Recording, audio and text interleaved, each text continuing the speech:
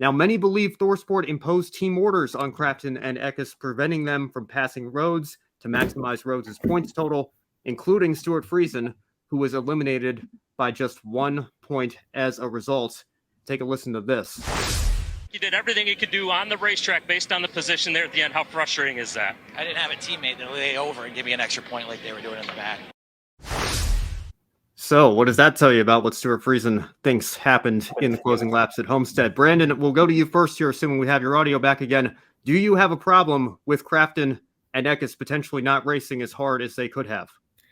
Yes, I do. I do very greatly. I think that was blatant team orders without words. Crafton and Eckes were obviously doing some race manipulation there, and if this was not the last race before the championship race, they would have flew past Ben Rhodes. We all know that, and the fact that they weren't penalized is again another inconsistency. Somebody put a fake post out there of saying that they were penalized without saying it was satire, and it caused some trouble, but it was resolved. But that's as far as I'll go into that. So, I mean, obviously we won't know. Obviously we'll find out tomorrow. Of course, that's when the penalty report comes out. But yeah, I think Brandon said it best. I mean, did they do it? You be the judge of that. I'm not going to tell you. But yeah, we'll just have to see what happens. That's all I'm going to say on that.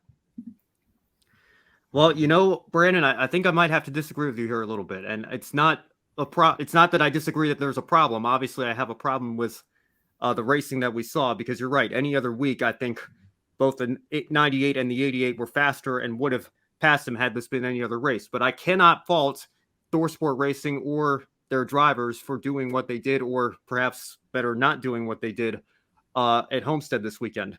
This is a system that has 3 or 4, depending on the series, separate cutoff rounds that create scenarios like this. And it's the same discussion that we had in the Cup Series a couple weeks ago at the Roval with Chase Briscoe and Cole Custer slowing up to give him a couple of extra points of insurance. Now, they did end up putting down a penalty there, so I'm with you on that. It's still the consistent inconsistencies. You could maybe argue that that's a little bit more blatant and maybe a little bit more dangerous to be slowing up and holding a competitor up braking early before the corner. But at the same time, I can just tell you, if I'm in Ben Rhodes' position, I wouldn't be happy if a teammate passed me in the closing laps and that gave me 1 fewer point and ended up costing me a shot at defending my championship. I wouldn't be happy with that at all. So while I understand that people don't like team orders, including myself, I'm not a huge fan of team orders in the slightest.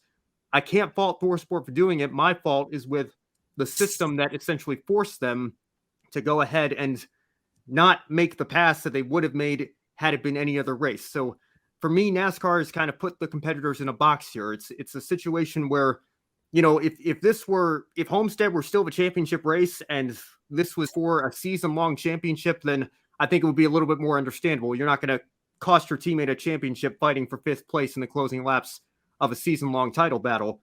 But when you have multiple different playoff rounds and multiple cutoff points, and we see this come up time and time again, we were showing replays of the Gibbs controversy at Martinsville a couple of years ago, and the Hendrick issue at Bristol last year with Chase Elliott messing with Kevin Harvick to help Kyle Larson.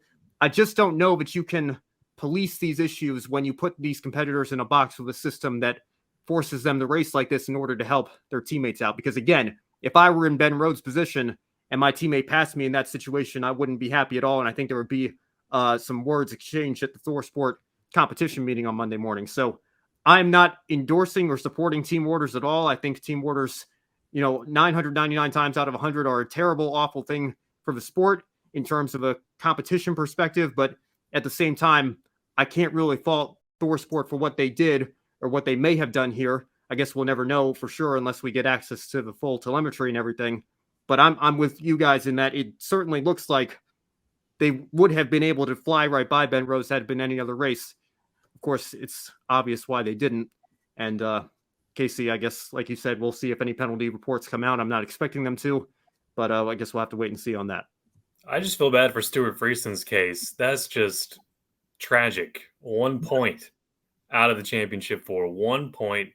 and you could see it in his face. He knew it was he knew that was team orders coming from ThorSport that cost him his shot at Phoenix. And again, yeah, you're revealing the lens here. It really is the inner cogs of this this playoff format that cause things like this to happen, and it makes teams look bad for playing as a team and using manipulation to their advantage because they're allowed to do it, unless NASCAR tells you you're not allowed to do it.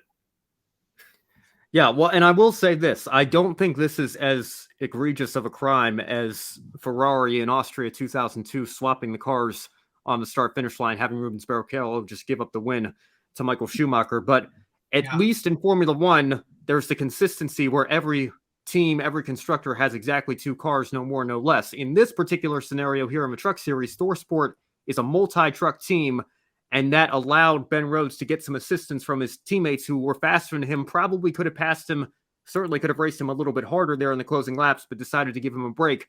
Stuart Friesen didn't have that. Stuart Friesen has a 62 truck that runs a handful of races with a different rotation of drivers. He doesn't have multiple teammates in that scenario to be able to help him out had he been in a similar case, and he ends up missing the championship 4 by 1 point. So again, what I think it comes down to is this is just another flaw in a heavily flawed system for determining a champion.